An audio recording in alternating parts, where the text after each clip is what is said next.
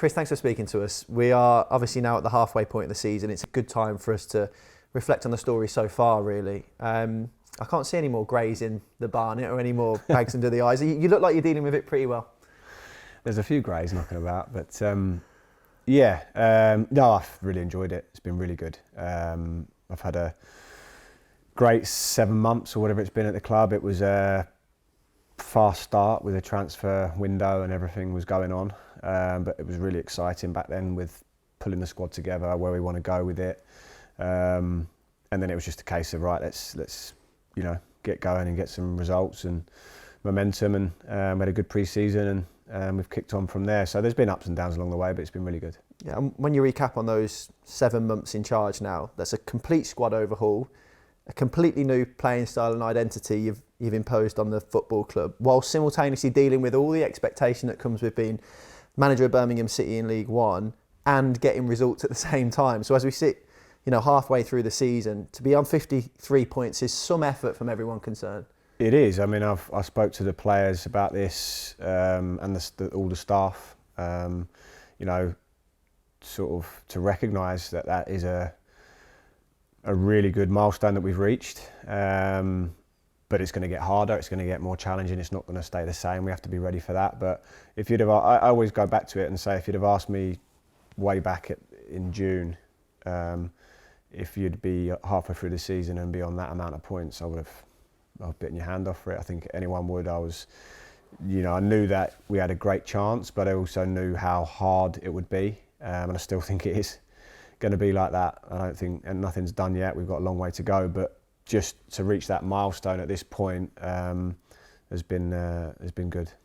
And now you've played almost every team at least once. What have you made of this division and the range of challenges that it poses? Yeah, I think it is. It's been hard. They're hard games. I mean, they're physical games. I mean, some of the, how physical you can be. Things like a corner. It's like incredible wrestling around going on in the box, and you don't see any sort of glimpse from the referee that they're going to make a decision, and it's really physical and different styles. I think we've had a lot of direct teams in the main, you could say, but then a few that have played as well, and every team's got 1 or 2 players that can hurt you, so I think other coaches, I've looked around and gone, I've been working at the Premier League for quite a long time, but I've looked at other coaches and gone, they know what they're doing, you can see how they're setting the team up. So yeah, it's been varied, I would say. League One, we've played all the teams now. There's no teams that have scared me that I think, God, they're well ahead of us or really strong. I think there's a lot of teams that have got some quality individuals in there. But now I've seen it all. I'm looking forward to meeting all those teams again. We've obviously played Wigan twice, and Stockport, but looking forward to meeting the others again. In many ways, you're in a lose-lose situation, because if we beat teams and we're the runaway leaders at any point in the season, of course it's big spending Birmingham City, they should be there. And if you're not, well, they're underperforming. How good are you at ignoring all of that outside noise and blocking out everyone's opinions outside of what matters here at the football club?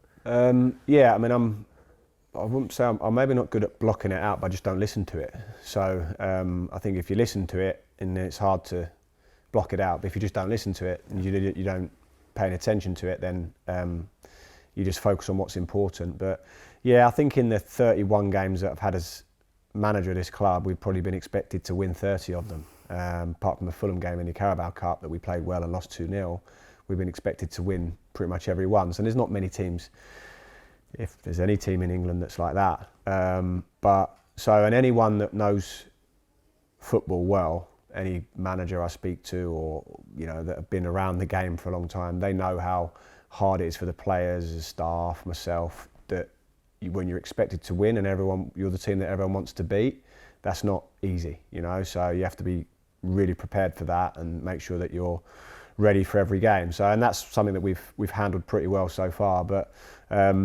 yeah, I mean, I knew the expectations were high, and I'd rather be at a club where the expectations were high than they were low. I'd rather be up this end of the league going for it than down the other end of the league, that's for sure. So all that I kind of knew anyway. I've been around clubs that are like that, where every game, every draw, is sometimes feeling like points dropped, but it hasn't been that. If we look at it, we've got some points out of games that have been crucial for us that might be the difference for us come the end of the season. So as I say to the players, I never look at the league table. For me, it's just about what are we doing, how many points are we picking up. No interest in anyone else, and the return of points that we've had has been excellent. One of the key differences that I've noticed from last year is the dressing room culture and the dynamic within the group, the number of leaders that you have within the squad, the amount of sort of what you'd call low maintenance, humble, proper players who know what it takes to be a professional footballer. How do you describe the group of players that you and the recruitment department have formed this year? Yeah, I think it is that. I think we've got a good group. I mean, the good thing was it was a challenge signing 17 players, but it was an opportunity. And, I didn't just sign players on the back of a video, or it was watch them again, analyse them, speak to people that know them, speak to people that have coached them, and you get a whole picture. Are they going to work hard? Are they going to run? Are they going to care? And then you start to build the right kind of characters into it. So yeah, we have got a good group. There's not one that I've had this season that I've thought, God, he's a problem or he's bringing this down. Every single one of them, to be fair, is trained hard every day. We've got a fine system, and I've said to the players day one that you have to be on time for everything. That's about respect. It's not just about you're going to get fined for it. It's about you're late for someone else. So, and we've had the least amount of fines I can ever remember in my experience in football this season. The players deal with that, as in they take the money and stuff, but it's been very impressive to me because that's a symbol. As I say to them, it's not about being late or not, it's the symbolic nature of you're here, you're professional, you're respecting your environment, you're doing things in the right way. And I think then that sort of builds from there. Then training sessions are better because everyone's focused and engaged, and then everything just grows from there. So I promised all the players that I signed that I wouldn't let anyone ruin it for everyone else. So if there was that naughty kid in class that ruins it for all the ones that want to do well, I would just get rid of them immediately. So I won't tolerate anyone bringing this place down. So that's why I think we've got a group that they're growing together, I'd say. Many high points that we could point to in the first half of the campaign, but when I think back to the Wrexham game, with the eyes of not just the footballing world, but dare I say the showbiz world at the time as well, in the weeks leading up to that fixture, cameras in town, Pax St Andrews, tough opponent to come up against, you fall behind early on and then go on to completely dominate the game and pick up the 3 points. Was that, even for you and your experiences with some pretty big clubs, quite a unique experience, that fixture, to have so much emphasis on a League One game? Yeah, it was. I mean, it's the stadium, you've got that other half of the stadium, which is the showbiz side, and then you've got my side where me and my family are, which is the lower key side. So I, on that day, was staying well away from what was going on over there. But yeah, it was. I mean, for League One, it was, unheard of, the level of interest, internationally, the people that were there, and it was a big game for us because all eyes were on us, and we went down early, and but I felt calm throughout and thought that the good thing was we went down so early, and I thought, well, we've got 90 minutes now to go and get back at them again, which I thought we could do. But yeah, it was I suppose one of the highlights so far, that game. And then if I point to a completely other end of the scale, to go to Barnsley on the road in those torrid conditions as you did, again, tough opponent, but to showcase that grittiness and the steeliness that we've spoken about recently, that I don't think people from outside the football club associate with this group of players. If you have a side who can play the football weekend and you complement that with that doggedness on the day, that's a fantastic mix to have. It is. I think those are the type of wins that will ultimately be the difference for us. The games where, it was a storm. I don't know what name of the storm it was, but it was a storm that week, and we were up against it. They'd scored. It looked like one of those games we couldn't even make 3 or 4 passes in a row because of the conditions, and it was all like that. We had Alex's injury in the game, but then obviously Jay pops up with 2 massive moments, and that felt like a really big game for us, and confidence with the players, knowing that, you know, if you're not playing your best or it is a game like that, you can still win. We even had one at Crawley that was a little bit like that, and there's going to be a few like that. But we've looked like a proper team. If you watch us, we're not just a nice footballing team. I wouldn't have it that way. That's not how I see the game. It's we're a team that can mix it. Basically, we can be physical. If teams want to fight us, we can fight them. If teams want to play football, we can play football. And that's when we're looking more like what I would class a proper team, you know. And that's what I want us to be. And we've sort of grown in that aspect in the last few months, I would say. Talked about some of the high points. When you look back on the Shrewsbury defeat, what's your view on it now? Obviously, a few months have passed, because can it be used as a reminder to the group that if you just come off it, if you're just off it by a few percent, you can get punished at this level? Definitely. I think you know, we're gonna have games like that, and although, you know, people don't want to hear me say it, there's going to be setbacks again in the second half of the season. It's just not possible to go a season without them. And looking back, it was very, very difficult to take at the time, because it was a team, I think they were bottom of the league. We were saying, well, we're going to go and we should beat them. But a reminder to all the players and everyone that none of them are easy, that you're never guaranteed, and you have to be on it every single game. But I think the way we responded to that, and, you know, we could have, I say overreacted to that. You could have sort of let that build into something that it didn't need to be. It was a case of addressing, right, that wasn't good enough, this is what we need to do. And I was really, really unhappy, and let the players know about that after the game. But then it was, right, okay, we need to grow from this. We need to build from this. We need to because there's a fine balance, because there's a high expectation on the players, and they're going into every game and they're expected so much of. It's my job to support them and with that, you know. So because they'll feel the pressure. Some games are tense, so it's important that they're up for it and they're ready, but also I'm supporting them and helping them deal with the pressure that they're facing in games. And I think in the next run of games we did that really well. We went to Exeter, we were a very good performance in a tricky away game, and then we just went on from there. So yeah, those things sometimes are the catalyst for just that next level, and you do learn more from defeat. I think everyone in football management, I'm sure, would probably agree. You do learn more from not just defeat, from setbacks. And we're going to have more of them. That's the reality. I wish it wasn't, but it is the reality. So we just have to be ready to bounce back when it happens. Yeah, it was such an emphatic response to then go, 8 straight wins on the spin.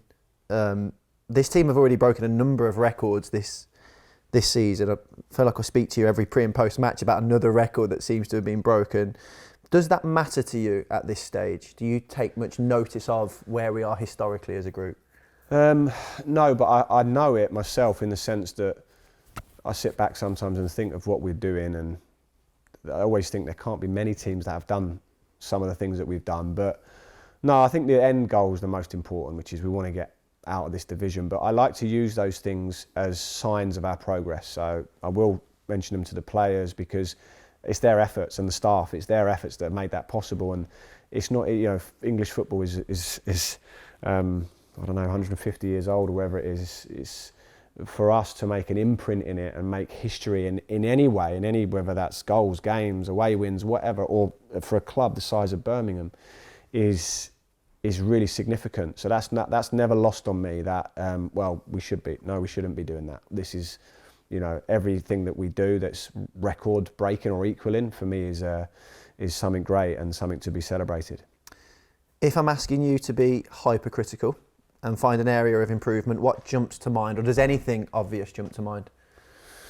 I think for us, there's always areas that we can improve. I mean, every aspect of our game, attacking set pieces, we could score more goals from, as an example.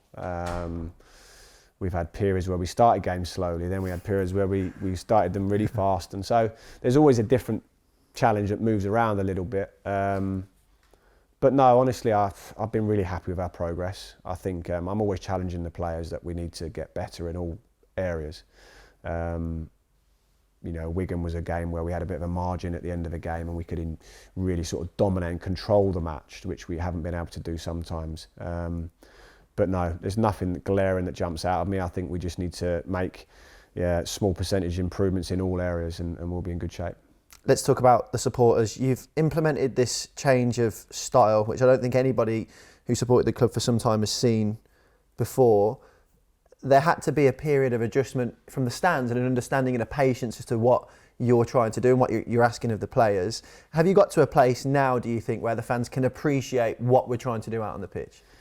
Yeah, I think for me it was always the club that I knew, without being a fan of the club, was that they were going to respond to a team that was hard working. So it was, as long as it was hard working, working class, fan base, club, that's got this sort of spirit and energy to it. You can see it's a gritty sort of environment, and it's hard for the opposition to come to Birmingham. So it was always, for me, it was going to be a thing of, okay, they need to see a team that works hard.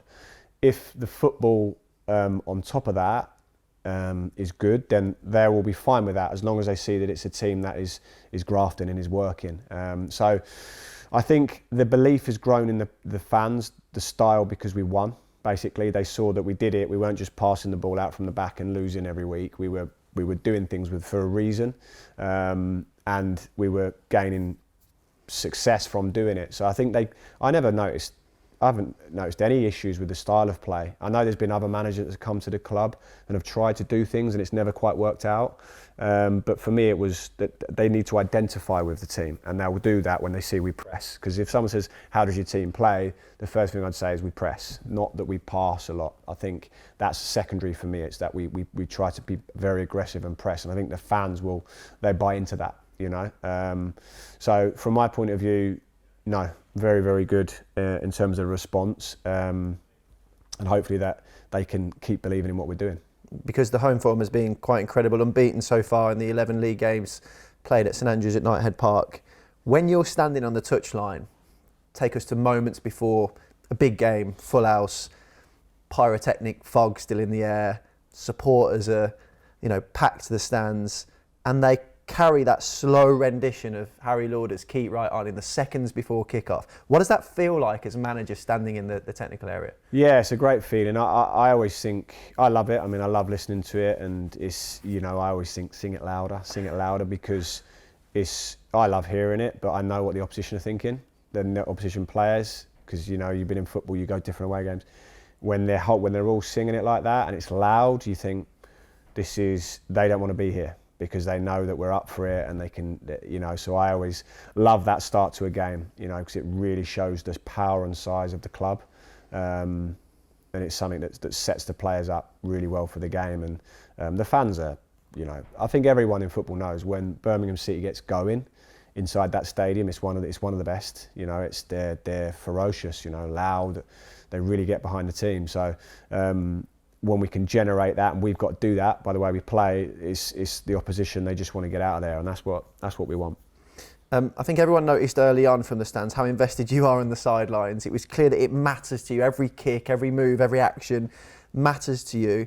How much of a conscious effort have you put in to maintain that emotional base level now, regardless of what decisions may go for and against you? Yeah, I think I have improved. I think the start was intense. I mean, it was a case of get some success, get some wins, get going with this, and it was, myself was, as I still am, extremely invested within that. But at the same time, what I've learnt along the way is that there's also a lot of pressure on the players. So, it's important that with calm heads around as well to help guide them through it. So I'll always be, passionate, and that's just something that it'd be impossible for me to lose that. That's just how I am. That will never leave me. But for me to see the game clearly is important for decision making as well. So, and that's something that I think I've got better at along the way. I'd agree. One thing that seems to really still rile you up, and equally as for us as well watching on, is the amount of time opponents waste or try to slow the game down, and how it goes unpunished. Is that something that you think needs to be addressed in whatever league you're playing in? Yeah, I think Well, the worst is the goalkeeper's sort of 6-second rule. I know they're doing the 8-second and you win a corner in under 21 football now, which is okay to trial that out, but it's the most ridiculous rule in football. Goalkeepers on average hold the ball for like 20 seconds against us, and it makes a really big impact. I'm boring myself even talking about it, because I say this to all the fourth officials, and I've said it so many years now, but if you actually analyse football, when the goalkeeper should release the ball after 6 seconds, especially against a team like us that want to press, their opposition players, they're not in position. So they would roll it out or kick it out and we would win it straight back. But if you give them another 14 seconds, they will all move up into position, they'll have a physical rest, they'll look around, they'll find their position and they'll kick it, and it will be completely different. So the impact on the game is huge. Time wasting, and that's time wasting, that is actually time wasting. Yeah, and there's been loads of examples of it, people going down, and I understand you've got to manage the game. I'm all for it. It's football, but it goes too far. And all the referees need to do to take control back is book someone. As soon as you do that, no one else will do it, because no one wants to be on a yellow. Because if you're on a yellow, your manager will probably take you off. So time wasting is a problem in football, and in League One is as bad as anywhere.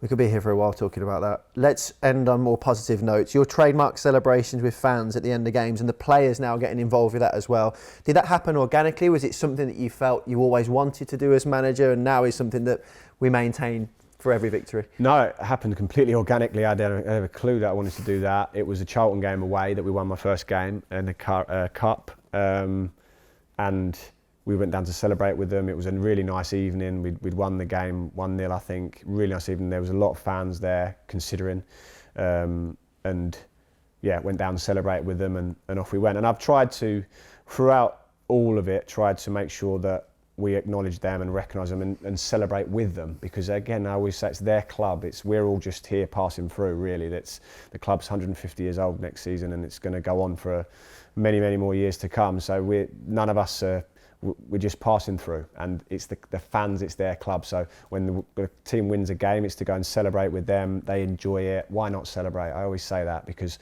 they've lost enough games in the last few years. So celebrate with them. We're not always going to win, but we enjoy it when we do. Looking ahead then, another half of the season to go. Feels like we've been here for years already. We know the business end of the campaign now is on the horizon. It'll be fast approaching when we enter the spring. What is the approach then going into this second half? Is it as you were for the first, or do things change now with that finish line in sight?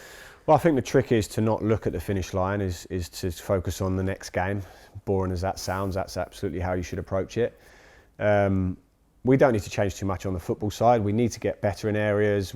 I'll tweak things around, definitely. I know all the opposition teams now, so I kind of know what we're going to face. But the main thing is that, for me, is to make sure that the players are ready for what's going to await us, because as you are in the second half, everything is coming towards the end. So helping them deal with that in certain games where we're waiting for a goal, or we might go a goal down, and dealing with that and staying calm and continuing just to be ourselves and play is going to be the key for us. And that's something that I'll be working on mostly with them. But other than that, it's business as usual. Let's go for it and see how far we can go. And on a personal note, it's nearly 7 months in. Is being a football manager, a first team manager, and everything that comes with it remotely enjoyable? No, it is. It's. It's. I always say it's not too dissimilar to what I was doing anyway. I think there's so much. The match days are different, but day to day, I'm so used to this environment. I'm so used to coaching and everything. I love it. I love managing this club. It's a big club. It's a club that's exciting to work for, because, as I've said at the very start, it's a club that's going somewhere. Whether I'm here or not, this club's going somewhere, and I want to be the guy that takes it there. So I love it. I love being a manager. I love being a manager a lot more than I did being an assistant manager of any other job that I've had. For me, it feels natural, and something I'm really enjoying, and particularly managing this club, and long may it continue. We've taken enough of your time, Chris. Thank you for talking to us, and the best of luck for the remainder of the season. Thank you.